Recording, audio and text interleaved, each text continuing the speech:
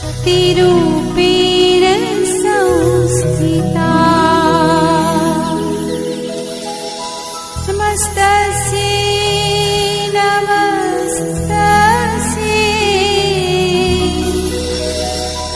नमस्तस्यै नमो नमः। नमस्ते विद्यार्थी मित्रों, केम छो? मजामां ने? आज આપણે ધોરણ 7 ની અંદર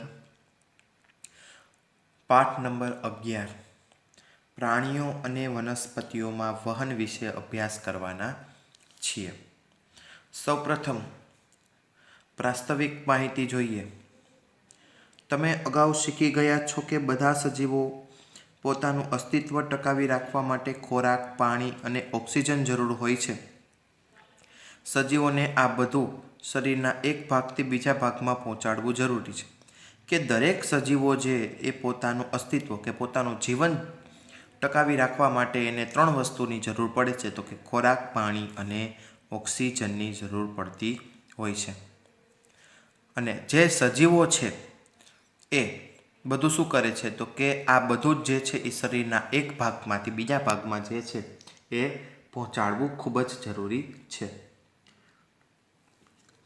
પ્રાણીઓ જે છે એના ઉત્સક પદાર્થો શરીરના જે ભાગમાંથી નિકાલ કરી શકાય છે ત્યાં પહોંચાડવા જ રહ્યા। તમને આશ્ચર્ય નથી થતું કે આ બધું કેવી રીતના થાય છે? તો આકૃતિ 11.1 જુઓ। શું તમે હૃદય અને રુધિરવાહિનીઓ જોઈ શકો છો? તો આપણને આકૃતિ 11.1માં હૃદય પણ દેખાય છે અને આપણને બીજું શું જોવાનું કીધું છે, તો કે બધું કેવી રીતના થાય છે? શું? રુધિરવાહિનીઓ। તો રુધિરવાહિનીઓ પણ દેખાય છે, જે નળીઓ છે એને રુધિરવાહિનીઓ તરીકે ઓળખવામાં આવે છે। અને સાથે મળીને પરિવહન તંત્ર રચે છે। એક નળી બીજા નળીની અંદર જોડાયેલી છે અને એક નળીથી બીજા નળી સુધી જે છે એ રુધિરનું પરિવહન થઈ શકે છે। આ પ્રકરણમાં તમે વનસ્પતિ અને પ્રાણીઓમાં વહનનો અભ્યાસ કરશો કે આપણે આ પાઠની અંદર શેનો અભ્યાસ કરવાનો છે, તો કે આપણે આ પાઠની અંદર વનસ્પતિ અને પ્રાણી જે છે એનું વહન કઈ રીતના થાય છે એનો અભ્યાસ આ પાઠની અંદર શીખવાના છીએ। હવે જોઈએ 11.1 પરિવહન તંત્ર। આપણને અહીંયા પરિવહન તંત્રની જે છે એ સરસ મજાની આકૃતિ આપેલી છે કે ધમનીઓ લાલ રંગની અને શિરાઓ વાદળી રંગની આપેલી છે, કે જે ઘાટો કલર છે એ લાલ, આછો કલર છે એ વાદળી રંગનો છે। સૌ પ્રથમ પરિવહન તંત્રની અંદર રુધિર જોઈએ। રુધિરને ઇંગ્લિશમાં કહેશું બ્લડ, કે જ્યારે તમારા શરીર પર ઘા પડે છે ત્યારે શું થાય છે કે આપણા શરીર પર જ્યારે ટૂંકમાં આપણે પડીએ છીએ, ગમે એવું થાય ત્યારે આપણને શું થાય, તો કે રુધિર બહાર આવે છે, એટલે કે લોહી બહાર નીકળે છે। પરંતુ રુધિર શું છે, તો કે રુધિર એ પ્રવાહી છે, કે એ પોતે રુધિર જે છે એ પ્રવાહી પદાર્થ છે જે રુધિરવાહિનીઓમાં વહે છે, કે જે અલગ અલગ રુધિરવાહિનીઓ જે છે એમાં વહતું જોવા મળે છે। તે પાચિત ખોરાકના ઘટકોનું નાના આંતરડાથી શરીરના વિવિધ ભાગો તરફ વહન કરે છે। કે તે શું કરશે, તો કે જે આપણે ખોરાકનું પાચન કરીએ છીએ એ શું કરશે, તો કે નાના નાના આંતરડાથી શરીરના જે વિવિધ ભાગો જે છે, પગ, હાથ, ત્યાંથી શું થશે, તો કે શરીરના વિવિધ ભાગો તરફ એ વહન કરશે। તે ફેફસામાંથી ઓક્સિજનને શરીરના કોષો સુધી લઈ જાય છે, કે તે ફેફસામાંથી શું કરશે, તો કે આ ફેફસા આવેલા છે એ શું કરશે, તો કે શરીરના જે અલગ અલગ કોષ છે ત્યાં સુધી એ પહોંચાડશે। તે શરીરના ઉત્સર્ગ દ્રવ્યોને શરીરમાંથી નિકાલ પણ કરે છે, કે અહીંયા જે કંઈ ખોરાક ભેગો થયો છે, ખરાબ જે ખોરાક છે એ ઉત્સર્ગ દ્રવ્યોના શરીરમાંથી, એટલે કે મળ અથવા મૂત્ર ત્યાગ અથવા મળ ત્યાગ દ્વારા જે છે એ બહાર નીકળી શકે। રુધિર બધા પદાર્થોનું વહન કેવી રીતના કરે છે, કે રુધિર છે એ દરેક પદાર્થ રહેલા છે એનું વહન કઈ રીતના કરે છે, તો કે રુધિર એક પ્રવાહી છે અને એમાં વિવિધ પ્રકારના જે કોષો છે એ સમાવેશ થઈ શકે છે।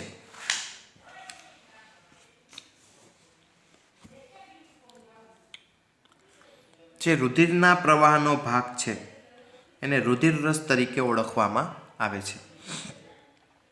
હવે રક્તકણ એ એક પ્રકારના કોષ છે. રક્તકણ પણ એક જ પ્રકારના કોષ છે જે લાલ રંજક કણ હિમોગ્લોબિન ધરાવે છે. હિમોગ્લોબિન છે એક પ્રકારનો રક્તકણ છે. હિમોગ્લોબિન ઓક્સિજન સાથે જોડાય છે. હિમોગ્લોબિન શું થશે તો કે આપણે જે શ્વાસમાં ઓક્સિજન લઈએ છીએ એ એની સાથે જોડાશે અને શરીરના બધા ભાગો અને અંતે કોષો સુધી પહોંચાડશે. અને શરીરના જેટલા ભાગો છે એને દરેક ભાગ સુધી એ શું થશે તો કે પહોંચાડશે અને અંતમાં શું થશે તો કે કોષ સુધી પહોંચશે. હિમોગ્લોબિન વિના શરીરના બધા ભાગને સક્ષમ રીતે ઓક્સિજન પહોંચાડવું એ ખૂબ જ અઘરું છે. કે હિમોગ્લોબિન જે છે એના વગર જે છે એ શરીર પર ઓક્સિજન પહોંચાડવું એ ખૂબ જ અઘરું સાબિત થઈ શકે છે. હિમોગ્લોબિન જે છે એની હાજરીને લીધે, જો હિમોગ્લોબિનની હાજરી હશે તો એને લીધે રુધિરનો રંગ જે છે એ ખૂબ જ લાલ જોવા મળશે. રુધિરમાં શ્વેતકણો પણ આવેલા હોય છે. રક્તકણ એટલે RBC, શ્વેતકણ એટલે WBC એ પણ આવેલા હોય છે જે શરીરમાં પ્રવેશતા જીવાણુઓ સામે લડે છે. કે એના શું થાય તો કે જે શરીરમાં પ્રવેશે છે એ જીવાણુઓ સામે લડતા જોવા મળે છે. બુઝો રમત રમતા નીચે પડી જાય છે અને ઘૂંટણમાં ઈજા પહોંચે છે. કે બુઝો છે એ શું થાય છે તો કે રમતા રમતા એ પોતે નીચે પડી જાય છે અને શરીરમાં એને ઈજા થાય છે એટલે કે એને લાગે છે. કપાયેલ ભાગમાંથી રુધિર બહાર આવે છે. કે જ્યાં લાગ્યું હોય છે ત્યાંથી શું થાય છે તો કે લોહી બહાર નીકળે છે. થોડા સમય પછી તેણે જોયું કે રુધિર વહેતું અટકી જાય છે અને ગંઠાઈ જાય છે. બુઝોને આનાથી આશ્ચર્ય થાય છે કે શું થાય તો કે જ્યાં લાગ્યું હોય ત્યાં થોડીવાર માટે જ લોહી નીકળશે. પછી શું થશે તો કે એ લોહી જે છે એ બહાર નીકળતું અટકી જાય અને ગંઠાઈ જાય. ગંઠાઈ જવું એટલે શું થાય તો કે ત્યાં જામી જાય છે. રુધિર ગંઠાવાની પ્રક્રિયા એ રુધિરમાં રહેલા બીજા પ્રકારના કોષો દ્વારા થાય છે. જે આ ગંઠાવાની પ્રક્રિયા છે એ રુધિરમાં રહેલા બીજા પ્રકારના કોષો દ્વારા થતી હોય છે. અને આને દ્વારા શું થાય છે તો કે જેને ત્રાક કણો તરીકે ઓળખવામાં આવે છે. હવે જોઈએ રુધિરવાહિનીઓ તો કે બ્લડ વેસલ્સ. કે શરીરની અંદર જુદા જુદા પ્રકારની રુધિરવાહિનીઓ આપણને જોવા મળે છે. અને આ જે રુધિરવાહિનીઓ છે એ આપણે જાણીએ છીએ કે શ્વાસ દરમિયાન શુદ્ધ ઓક્સિજનનો જથ્થો ફેફસામાં ભરાય છે. કે આપણને અલગ અલગ પ્રકારની રુધિરવાહિનીઓ જોવા મળે છે અને એના દ્વારા જે શ્વાસ દરમિયાન આપણે જ્યારે શ્વાસ લઈએ છીએ ત્યારે શ્વાસમાં આપણે ઓક્સિજન લઈએ છીએ તો એ શુદ્ધ ઓક્સિજનનો જે જથ્થો છે એ શું થશે તો કે ફેફસાની અંદર દાખલ થશે. ઓક્સિજનનું વહન શરીરના બાકીના ભાગો સુધી થવું જરૂરી છે. કે ઓક્સિજનનું વહન છે એ શરીરના દરેક ભાગ છે એના સુધી થવું એ ખૂબ જ જરૂરી બને છે. રુધિર કોષોમાંથી કાર્બન ડાયોક્સાઇડ સહિતના ઉત્સર્ગ દ્રવ્યો એકત્રિત કરે છે. રુધિર છે એ કોષોમાંથી કાર્બન ડાયોક્સાઇડ સહિત ઉત્સર્ગ દ્રવ્યો પણ એ એકત્રિત કરતા હોય છે. પ્રકરણ 10ની અંદર શીખી ગયા કે રુધિર હૃદય તરફ વહેવું અનિવાર્ય છે જેથી કરીને તેમાં કાર્બન ડાયોક્સાઇડ ફેફસામાંથી દૂર કરી શકાય. આપણે ઓક્સિજન લઈએ છીએ અને કાર્બન ડાયોક્સાઇડ શું કરીએ છીએ તો કે બહાર કાઢીએ છીએ. તેથી બે પ્રકારની રુધિરવાહિનીઓ ધમની અને શિરા શરીરમાં આવેલી છે. એટલા માટે જે છે કે આપણે આગળની આકૃતિની અંદર અહીંયા જોયું કે ધમની અને શિરા આવી બે પ્રકારની જે રુધિરવાહિનીઓ જે છે એ આવેલી છે. ધમની હૃદયમાંથી ઓક્સિજનયુક્ત રુધિર શરીરના વિવિધ ભાગો તરફ લઈ જાય. ધમનીનું કાર્ય શું તો કે હૃદયમાંથી જે ઓક્સિજનયુક્ત શરીર છે એ વિવિધ ભાગો તરફ લઈ જશે અને રુધિરનો પ્રવાહ જે છે એ ઝડપી અને વધુ દબાણને હોવાને લીધે ધમની દિવાલ ખૂબ જ જાડી અને સ્થિતિસ્થાપક હોય છે. તો ચાલો આપણે ધમની દ્વારા રુધિરના પ્રવાહનો અભ્યાસ કરવા એક પ્રવૃત્તિ કરીએ. અહીંયા આપણને પ્રવૃત્તિ આપેલી છે અને પ્રવૃત્તિમાં કાંઈ નથી.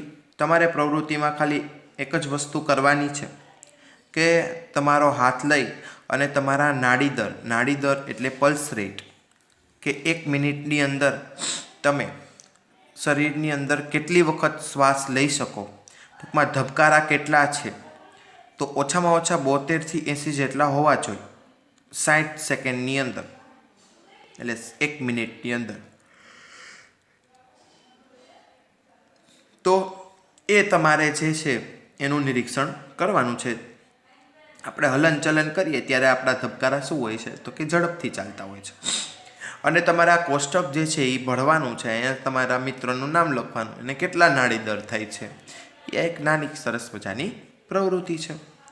આગળ જોઈએ તો કે શિરા એ રુધિરવાહિનીઓ છે. શિરા જે છે એ દરેક રુધિરવાહિની છે જે કાર્બન ડાયોક્સાઇડ યુક્ત રુધિરને શરીરના જુદા ભાગમાંથી હૃદય તરફ લઈ જાય છે. કે જે કાર્બન ડાયોક્સાઇડ યુક્ત રુધિર જે છે એ શરીરના જુદા ભાગમાંથી શું કરશે, તો કે એને હૃદય તરફ ખેંચીને લઈ જશે. અને આ જે શિરાની દિવાલ છે એ ખૂબ જ પાતળી હોય છે. ધમનીની દિવાલ જે છે એ ખૂબ જ પ્રમાણમાં આપણને જાડી જોવા મળે છે. શિરામાં વાલ્વ આવેલા છે જે રુધિરને માત્ર હૃદય તરફ દિશામાં જ જવા દે છે. કે શિરાની અંદર જે છે એ વાલ્વ આવેલા હોય છે એટલા માટે શું થાય છે, તો કે તેને હૃદયની દિશા તરફ ધીમે ધીમે ધક્કો મારે છે એટલે જવા દે છે.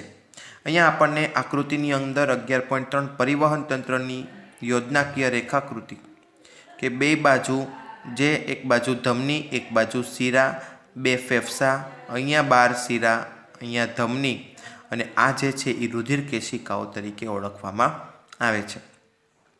તો આપણે જે નાની નાની વાહિકામાં વિભાજિત થયેલી જોઈ શકો છો, તેઓ આગળ પેશીઓ પાસે જતા વધુ પાતળી નાડીમાં વિભાજિત થાય છે.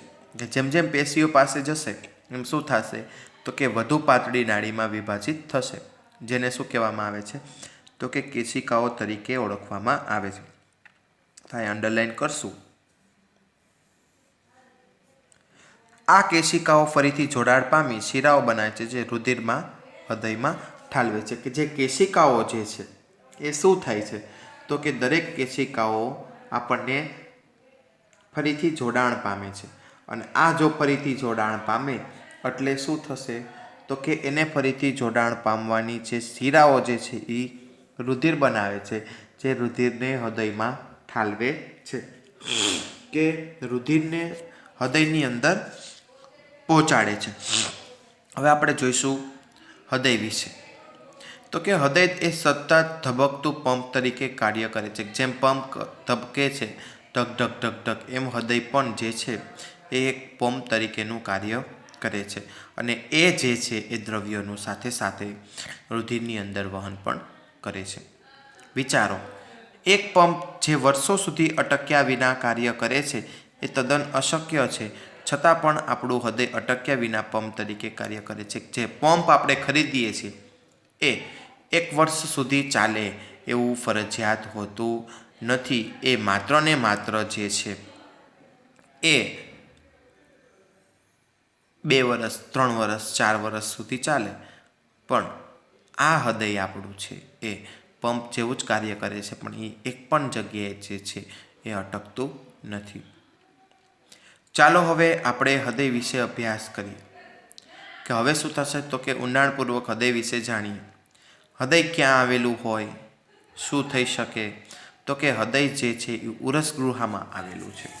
કે હૃદય આપણને ઉરસગૃહમાં આવેલું જોવા મળે છે. નીચેની બાજુએથી થોડું ડાબી બાજુએ નમેલું હોય છે. નીચેની બાજુથી શું હોય, તો કે થોડું એ જે છે એ ડાબી બાજુએ હોય છે. આંગળીઓ અંદરની તરફ વાળીને મુઠ્ઠીવાળો તમારું હૃદય સામાન્યપણે આ હૃદય જે છે એ મુઠ્ઠીની અંદર પણ સમાઈ શકે છે.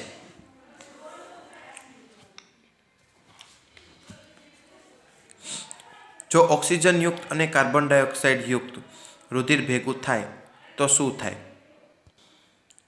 જે શું કરશે, તો કે ઓક્સિજનયુક્ત અને કાર્બન ડાયોક્સાઇડ યુક્ત જે રુધિર જ્યાં ભેગું થાય તો શું થઈ શકે? આવું થતું રોકવા માટે હૃદય 4 ખંડ ધરાવે છે. કે આવું જે થાય એના માટે એ રોકવા માટે હૃદય શું કરે છે, તો કે એ પોતે 4 ખંડ ધરાવે છે. 4 ખંડ કયા, કે ઉપરના 2 ખંડ કર્ણકો અને નીચેના બે ખંડ છે એ ક્ષેપકો તરીકે ઓળખવામાં આવે છે. કે ઉપરના બે કર્ણકો, નીચેના બે છે એ ક્ષેપકો તરીકે ઓળખવામાં આવે છે. આ બંને વચ્ચે આવેલ પડદાને કારણે ઓક્સિજનયુક્ત અને કાર્બન ડાયોક્સાઇડ યુક્ત ભેગું થતું નથી. કે આ બંને વચ્ચે જે છે એ ઓક્સિજનયુક્ત અને કાર્બન ડાયોક્સાઇડ વચ્ચે પડદો આવેલો હોય છે. એટલા માટે જે છે એ ઓક્સિજનયુક્ત અને કાર્બન ડાયોક્સાઇડ યુક્ત છે એ રુધિર એટલે કે લોહી ભેગું થઈ શકતું નથી. પરિવહન તંત્રના કાર્યને સમજવા માટે હૃદયની જમણી બાજુએથી શરૂઆત કરો. 11.3 અને આપેલ તીરની નિશાનીને અનુસરો. આ તીર હૃદયથી ફેફસા તરફ, હૃદયથી શરીરના તમામ ભાગો સુધી રોજનું વહન દર્શાવે છે. હવે આપણને આકૃતિ સરસ મજાની આપેલી છે કે મનુષ્યના હૃદયનો છે. તો હૃદય કેવું હોય? તો કે અહીંયા મહાશિરા આપેલી છે, અહીંયા મહાધમની છે, અહીંયા ફુફુસ્ફીય ધમની છે, અહીંયા એમની શિરા છે, અહીંયા જમણું કર્ણ છે, અહીંયા ડાબું કર્ણ છે, અહીંયા ડાબું ક્ષેપક અને અહીંયા સંપૂર્ણ બે ભાગમાં એટલે કે અહીંયા જમણું ક્ષેપક અને બે ભાગમાં વિભાજિત થાય છે. એક મેં તમને કીધું એમ ઓક્સિજનયુક્ત અને બીજું કાર્બન ડાયોક્સાઇડ યુક્ત. હવે જોઈએ હૃદયના ધબકારા. હૃદયના ધબકારા કઈ રીતના હોય? તો કે હૃદયના ખંડોની દિવાલ છે એ સ્નાયુઓની બનેલી છે અને આ સ્નાયુઓનું જે લય છે, લય એ અનુસાર સંકોચન અને વિકોચન એટલે કે શિથિલન જોવા મળે છે. કે એનું સંકોચન અને વિકોચન છે એ જોવા મળતું જણાય છે. તાલબદ્ધનું સંકોચન તેના વિકોચનને અનુસરીને એક ધબકારો સૂચવે છે. કે તાલબદ્ધનું જે સંકોચન છે એ શું થશે? તો કે તેના વિકોચનને અનુસરી અને એક ધબકારો સૂચવે છે. યાદ રાખો, આપણા જીવન દરમિયાન ધબકારા સતત ચાલુ રહે છે. જો તમે તમારો હાથ છાતી પર ડાબી બાજુએ રાખશો તો તમને ધબકારાનો અનુભવ થશે. કે આપણે હૃદયનું માપવા માટે આપણે શું કરવું પડશે? તો કે એને ડાબા હાથ ઉપર ડાબી બાજુ રાખવું પડશે. એટલા માટે જે છે એ ડૉક્ટર સ્ટેથોસ્કોપનો નામના સાધનથી આપણે જે ધબકારા છે એ માપે છે. હૃદયના ધબકારા અવાજને મોટો કરવા માટે ડૉક્ટર સાધન તરીકે સ્ટેથોસ્કોપનો ઉપયોગ કરે છે. તે એક ચેસ્ટ પીસ જે સંવેદનશીલ પડદો, બે ઇયરપીસ અને એક નળી ધરાવે છે જેનું જોડાણ તરીકેનું કાર્ય છે.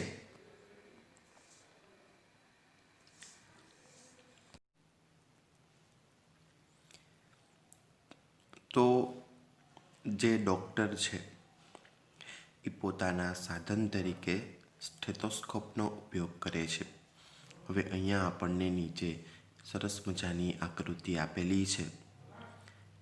બે ચેસ્ટ પીસ કે જે બે બાજુ એટલે આને ચેસ્ટ પીસ કહેવાય કે જે છાતી ઉપર રાખે છે એ, કે જે સંવેદનશીલ પડદો એટલે કે જે સંવેદનશીલ પડદો છે કે જેમાં હૃદયના ધબકારા વધારે પડતા આના દ્વારા માપી શકાય છે. બે ઇયરપીસ છે. ઇયરપીસ એટલે બે બાજુ કાનની અંદર રાખવાના, આપણે એક હેન્ડસ્પ્રી જેવું હોય એવું જ. એ નળી ધરાવે છે. આ આખી જે છે એ નળી છે અને એ જોડાણ તરીકેનું કાર્ય કરે છે. ડૉક્ટર સ્ટેથોસ્કોપ દ્વારા હૃદયના ધબકારા સાંભળી હૃદયની પરિસ્થિતિ વિશે તાગ મેળવે છે. ચાલો આપણે આસપાસ મળી આવે તેવા પદાર્થોથી આપણે સ્ટેથોસ્કોપનો એક નમૂનો બનાવીએ. કે જે આસપાસ મળી આવે એવો એક સ્ટેથોસ્કોપનો આપણે નમૂનો બનાવીએ. પ્રવૃત્તિ આપણને આપેલી છે. આ પ્રવૃત્તિ આપણે આગળના ધોરણની અંદર પણ કરી ગયા છીએ. કે 6-7 મીટરની એક ધરાવતી ગરણી લેવાની, એના ઉપર રબરની ટ્યુબ રાખવાની અને એને ચુસ્તપણે લગાવવાની. પછી આપણે કંઈક બોલી તો સંભળાય. એના જેવી જ એક પ્રવૃત્તિ છે. 2 ગ્લાસ લ્યો, વચ્ચે આપણે દોરો લેતા. તો આ એક ગરણી લેવાની છે અને પછી ગરણી છાતી ઉપર રાખવાની છે. આવી પ્રવૃત્તિ છે એ તમે નીચેના કોષ્ટકમાં પણ નોંધી શકો. વિદ્યાર્થીનું નામ, આરામદાયી સ્થિતિ, કે એ જ્યારે સ્થિતિ સાવ આરામ હોય ત્યારે હૃદયના ધબકારા અને નાડી દર કેટલા હોય છે, એ અને પછી થોડું દોડે છે અને 4-5 મિનિટ કન્ટિન્યુઅસલી દોડવાનું, તો ત્યારે હૃદયના ધબકારા અને નાડી દોડ કેટલા હોય છે એ આની અંદર તમે લખી શકો છો.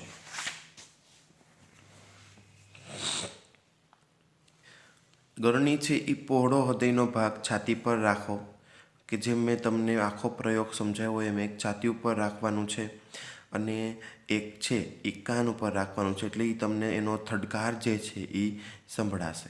ત્યારબાદ તમારા મિત્રનું કરવું હોય તો 4-5 મિનિટ તમે એને દોડાવો અને દોડાવી અને વળી પાછું છાતી ઉપર રાખો અને કાન ઉપર રાખો, એટલે આરામદાયી સ્થિતિમાં અને ઓલી જે સ્થિતિ છે એમાં શું તફાવત છે એ તમને ખૂબ જ ખબર પડી જશે. બધાય ખંડોમાં તાલબદ્ધ ધબકારા એ રુધિરનું પરિવહન અને શરીરના જુદા જુદા ભાગોના દ્રવ્યનું વહનનું નિયમન દર્શાવે છે. બુઝો વિચારે છે કે શું વાદળી અને જળવ્યાય પણ રુધિર ધરાવે છે? વાદળી અને જળવ્યાળ જેવા પ્રાણીઓ પરિવહન તંત્ર ધરાવતા નથી, કે આ પ્રકારના જે પ્રાણીઓ જે છે એ પરિવહન તંત્ર નથી ધરાવતા. તેઓ જે પાણીમાં વસવાટ કરે છે તે પાણી ખોરાક અને ઓક્સિજન શરીરમાં પ્રવેશ કરાવે છે, કે એ જે પાણીમાં રહે છે એ દરેક પાણી જે છે એનો પ્રવેશ શરીરમાં ઓક્સિજન એ કરાવે છે. આ પાણી જ ઉત્સર્ગ દ્રવ્યો અને કાર્બન ડાયોક્સાઇડને શરીરમાંથી બહાર લઈ જાય છે. આથી આવા પ્રાણીઓને રુધિર જેવા પરિવહન પ્રવાહીની જરૂરિયાત નથી, કે વધારે પડતી આવા દરેક પ્રાણીઓ જે છે એ શું થાય છે તો કે ઉત્સર્ગ દ્રવ્યો અને કાર્બન ડાયોક્સાઇડને શરીરમાંથી બહાર લઈ જાય છે. એટલા માટે જે રુધિર જેવા પરિવહન પ્રવાહ જે પ્રવાહી છે એની એને જરૂરિયાત રહેતી નથી. તો ચાલો હવે કાર્બન ડાયોક્સાઇડ સિવાયના ઉત્સર્ગ દ્રવ્યો કેવી રીતના ઉત્સર્જન પામે છે તે જોઈએ. તો કે જે કાર્બન ડાયોક્સાઇડ છે એ કઈ રીતના ઉત્સર્જન પામે, તો કે પ્રાણીઓમાં ઉત્સર્જન. તો કે યાદ રાખો, ઉચ્ચ શ્વાસ દરમિયાન ફેફસા દ્વારા કેવી રીતના કાર્બન ડાયોક્સાઇડ ઉત્સર્ગ દ્રવ્ય તરીકે નિકાલ પામે છે, કે જ્યારે ઉચ્ચ શ્વાસ લઈએ છીએ ત્યારે જે કાર્બન ડાયોક્સાઇડ છે તેના દ્વારા જે છે એ ઉત્સર્ગ દ્રવ્યો એટલે કે ખરાબ કચરા જે છે એ કઈ રીતના નિકાલ પામે. એ પણ યાદ કરો કે અપાચિત ખોરાક કેવી રીતના નિકાલ પામે છે. અપાચિત ખોરાક ક્યાંથી નીકળે, તો કે ઓલું મૂત્ર માર્ગ દ્વારા, અને ઓલું જે છે એ મળ ત્યાગ દ્વારા જે છે એ બહાર નીકળી શકે છે.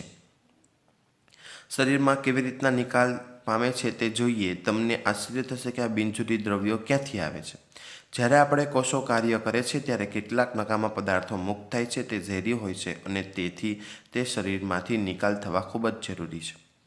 કે અમુક કોષો જે છે એ નકામા પદાર્થો મુક્ત કરે છે અને દરેક ઝેરી હોય છે, એટલે આપણા શરીરમાંથી બહાર કાઢવા એ ખૂબ જ જરૂરી બને છે. કોષો દ્વારા જે નકામા પદાર્થો ઉત્પન્ન થાય છે તેનો શરીરમાંથી નિકાલ થવાની પ્રક્રિયાને ઉત્સર્જન કહે છે. ઉત્સર્જન પ્રક્રિયા સાથે સંકળાયેલ વિવિધ ભાગો મળીને ઉત્સર્જન તંત્રની રચના કરે છે. ઉત્સર્જન તંત્ર કોને કહેવાય અને ઉત્સર્જન તંત્રની પ્રક્રિયા કઈ રીતના થાય, તો કે મનુષ્યની અંદર ઉત્સર્જન તંત્ર જે છે એ રુધિરમાં રહેલા નકામા પદાર્થોમાંથી શરીરનો નિકાલ કરવો, કે રુધિરમાં જે ખરાબ કચરો છે એનો શરીરમાંથી નિકાલ કરવો, એને એક પ્રકારનું ઉત્સર્જન કહેવામાં આવે છે. અહીં રુધિરના કારણની પ્રક્રિયા જરૂરી છે. રુધિર ગળાવવું જોઈએ એ ખૂબ જ જરૂરી પ્રક્રિયા છે. મૂત્રપિંડની રુધિર કેશિકાઓ દ્વારા આ કાર્ય થાય છે. જ્યારે રુધિર બે મૂત્રપિંડ સુધી પહોંચે છે ત્યારે તેમાં ઉપયોગી અને નુકસાનકારક બંને પ્રકારના પદાર્થો જોવા મળે છે, કે એમની અંદર જે ઉપયોગી અને નુકસાનકારક જે છે એવા બે પ્રકારના પદાર્થો જોવા મળતા હોય છે. ઉપયોગી પદાર્થનું રુધિરમાં ફરીથી શોષણ થાય છે, કે જે ઉપયોગી પદાર્થ છે એનું ફરીથી શું થશે, તો કે ઉપયોગી પદાર્થનું રુધિરમાં ફરીથી શોષણ થશે. પાણીમાં દ્રાવ્ય નકામો કચરો મૂત્ર સ્વરૂપે નિકાલ પામે છે, કે પાણીમાં જે દ્રાવ્ય છે એ કચરો જે છે એ મૂત્ર સ્વરૂપે ધીમે ધીમે નિકાલ થતો જાય છે અને મૂત્રપિંડમાંથી મૂત્રનળી જેવી મૂત્રવાહિનીઓ દ્વારા મૂત્રાશય જાય છે. અહીંયા આપણને સરસ મજાની મનુષ્યમાં ઉત્સર્જન કઈ રીતના થાય, તો કે મૂત્રપિંડમાંથી મૂત્ર જે છે એ મૂત્રવાહિની સ્વરૂપે મૂત્રાશયમાં આવશે અને ત્યારબાદ મૂત્રમાર્ગથી મૂત્રછિદ્ર દ્વારા જે છે એ ખરાબ કચરો બહાર નીકળશે. તે મૂત્રાશયમાં સંગ્રહ છે અને મૂત્રમાર્ગમાં મૂત્રછિદ્રો દ્વારા બહાર નીકળે છે. એ કે મૂત્રાશયમાં એ શું છે તો કે સંગ્રહિત થાય છે અને મૂત્રમાર્ગ દ્વારા, એટલે મેં અહીંયા સમજાવ્યું એમ કે મૂત્રમાર્ગમાં પ્રવેશી અને મૂત્રછિદ્ર દ્વારા બહાર આવે છે. મૂત્રપિંડ, મૂત્રવાહિની, મૂત્રાશય અને મૂત્રમાર્ગ ઉત્સર્જન તંત્રની રચના કરે છે. કે આ ચારેય વસ્તુ ભેગી મળીને ઉત્સર્જન તંત્રની રચના કરે છે. એ પુખ્ત શરીર વ્યક્તિ જે છે એની અંદર 1 લીટરથી 1.5 લીટર જેટલું મૂત્ર 24 કલાકની અંદર નીકળે. એટલે કે 24 કલાકમાં 1 લીટરથી 1.5 લીટર એટલે કે 1.8 લીટર જેટલું પાણી નીકળી શકે છે. મૂત્રમાં 95% પાણી જ છે, જે આપણે મૂત્રાછિદ્ર અથવા મૂત્રમાર્ગ દ્વારા બહાર કાઢીએ છીએ. એમની અંદર 2.5% યુરિયા અને 2.5% નકામા દ્રવ્યો આવેલા હોય છે કે ખરાબ કચરો. આપણે બધાને અનુભવ્યું છે કે ઉનાળાના ગરમ દિવસોમાં આપણે પરસેવો થાય છે, કે આપણને ઉનાળું હોય ત્યારે ખૂબ જ પરસેવો વળે છે અને પરસેવામાં પાણી અને ક્ષાર હોય છે, કે એ બી આપણને ખબર છે. બુઝોએ જોયું કે ઉનાળામાં આપણા કપડા પર સફેદ ધબ્બા જોવા મળે છે, કે જ્યારે આપણને ગરમી થશે એટલે બગલના ભાગની અંદર આપણને શું થશે તો કે સફેદ કલરના જે છે એ ધબ્બા જોવા મળશે. મોટા ભાગે ધબ્બા બગલના ભાગમાં જોવા મળે છે. આ નિશાન એ પરસેવામાં રહેલા ક્ષારના છે. આ નિશાન શેનું છે તો કે પરસેવાની અંદર રહેલા જે ક્ષાર છે એ મોટામાં મોટું નિશાન જે છે એ એનું છે. શું પરસેવો બીજા કોઈ કારણોસર થાય છે? એ પરસેવો જે છે એ કોઈ બીજા કારણોસર થઈ શકે ખરો? તો કે આપણે જાણીએ છીએ કે માટલામાં રહેલું પાણી ઠંડુ હોય છે.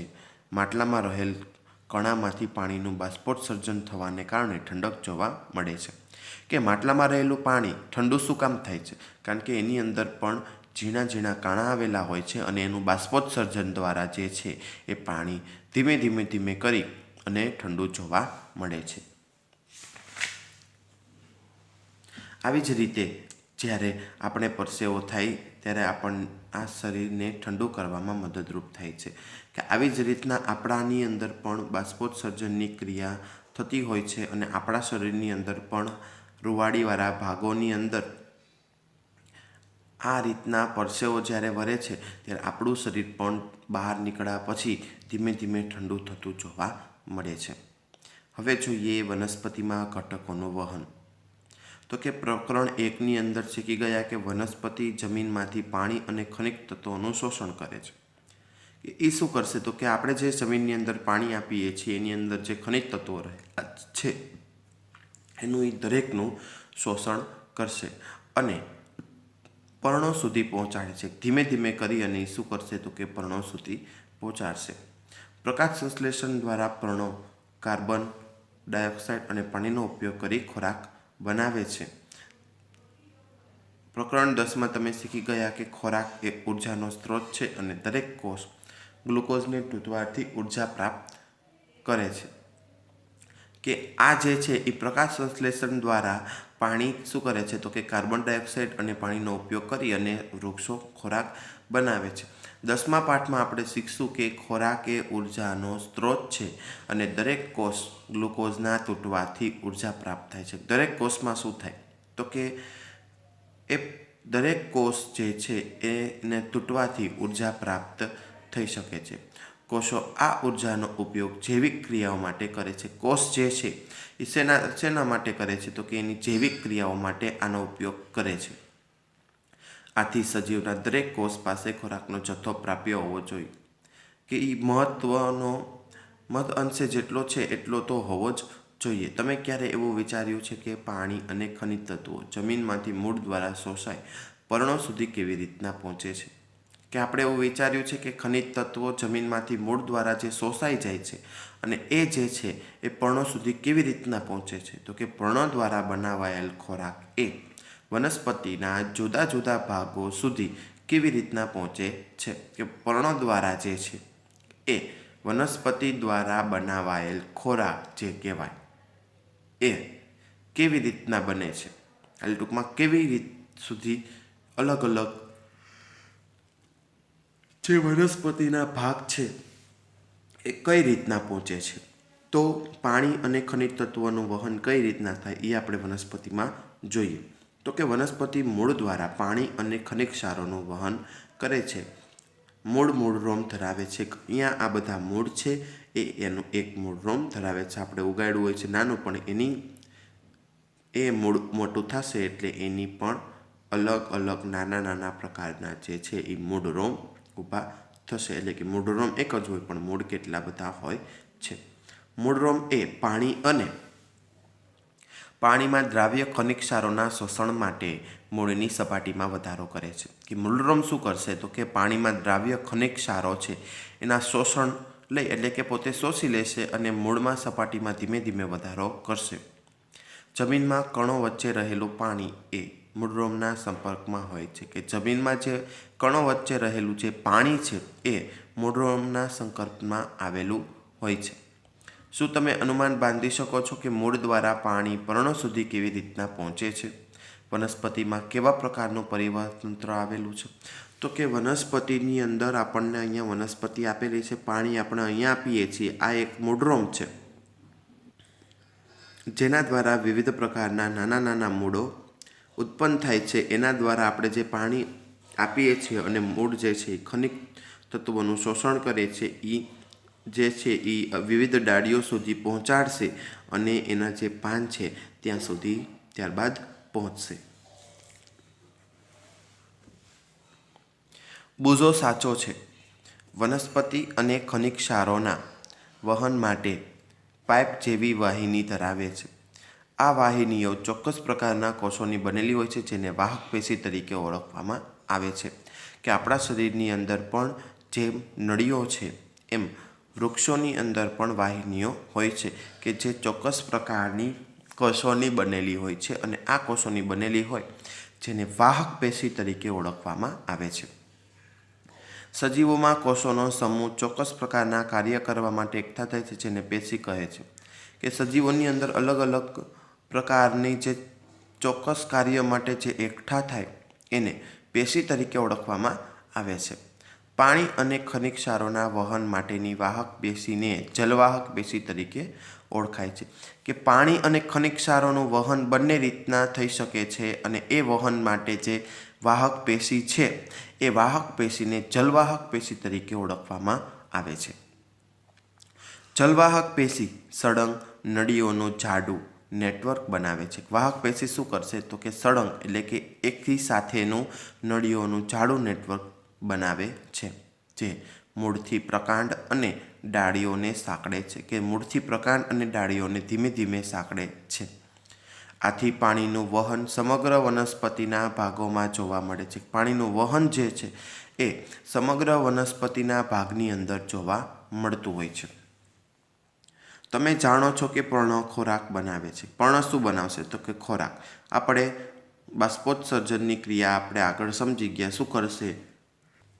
મૂળમાંથી અલગ અલગ મૂળમાંથી ખનિજ તત્વોનું શોષણ અને પાણીનું શોષણ કરી અને દરેક પર્ણ સુધી એ પહોંચાડશે. એમ પર્ણ દરેક ખોરાક બનાવે છે.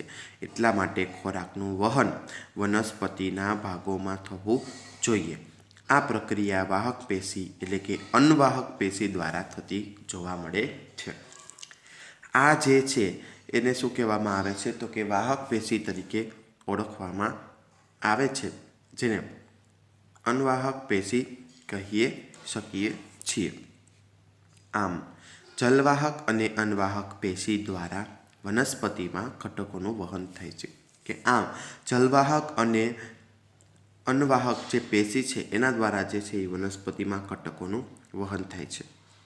ત્યારબાદ એક પ્રવૃત્તિ જોઈએ કે એક બટેટું લઈ અને એની છાલ ઉતારવાની છે અને એનું એક બાજુનો પાયો બનાવવા માટે સપાટ કાપો કે જે આપણે અહીંયા પ્રયોગમાં જોઈ શકીએ છીએ.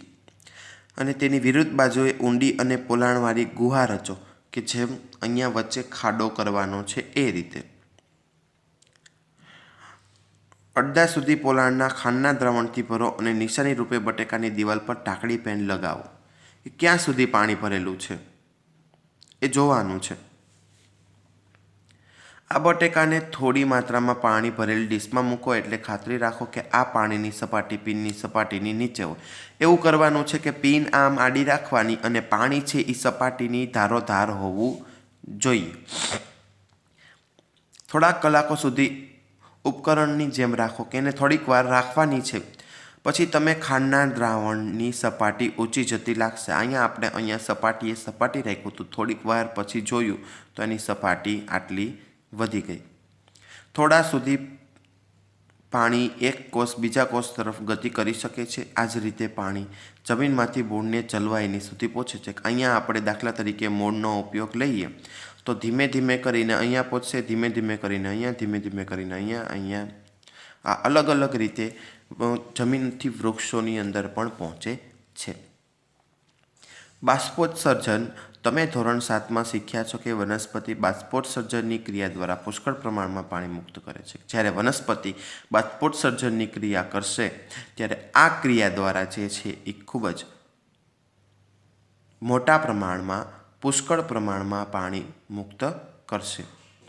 વનસ્પતિ જમીનમાંથી પાણી અને ખનિજ ક્ષારોનું શોષણ કરે છે. વનસ્પતિ શું કરશે તો કે જમીનમાંથી પાણી અને ખનિજ ક્ષારોનું શોષણ કરશે. શોષાયેલું બધું પાણી વનસ્પતિ દ્વારા વપરાતું નથી. જે પાણી શોષાય છે એ વનસ્પતિ દ્વારા બધું જ પાણી વપરાતું નથી. બાષ્પોત્સર્જનની ક્રિયા દ્વારા પર્ણમાં આવેલા પર્ણરંધ્ર દ્વારા પાણી બાષ્પ સ્વરૂપે બહાર નીકળે છે. પર્ણની અંદર પર્ણરંધ્ર આવેલા હોય છે એટલે બાષ્પ સ્વરૂપે જે આપણે પાણી ઉકાળીએ છીએ અને બાષ્પના ટીપા બહાર પડે છે એમ બાષ્પ સ્વરૂપે બહાર નીકળે છે. પર્ણ દ્વારા પાણીનું બાષ્પીભવન એ ચૂષક પુલ બકનળી જેમ તમે સ્ટ્રો દ્વારા પાણી ચૂસો તો તે રીતે રચે છે. જે પાણીને ખૂબ જ ઊંડાઈ એટલે કે ઊંચાઈ સુધી ઊંચા વૃક્ષોમાં પહોંચાડે છે. કે એ ચૂષક પુલનું કામ શું તો કે પાણીને ખૂબ જ ઊંચાઈ સુધી ઊંચા વૃક્ષોમાં પહોંચાડવું એ ચૂષક પુલનું કામ છે. બાષ્પોત્સર્જનથી વનસ્પતિની ઠંડક પણ પ્રાપ્ત થાય છે. કે આ બાષ્પોત્સર્જનની ક્રિયા દ્વારા વનસ્પતિ ઠંડક પણ પ્રાપ્ત થાય છે. તો આપણે આ પાઠ પ્રાણીઓ અને વનસ્પતિઓમાં વહન આપણે અહીં પૂર્ણ કરીએ છીએ. વધુ અભ્યાસ માટે તમે શાળા મિત્ર નામની એપ્લિકેશન દ્વારા પણ તેમના વિડીયોનું અભ્યાસ કરી અને ઊંડાણપૂર્વક સમજી શકો છો.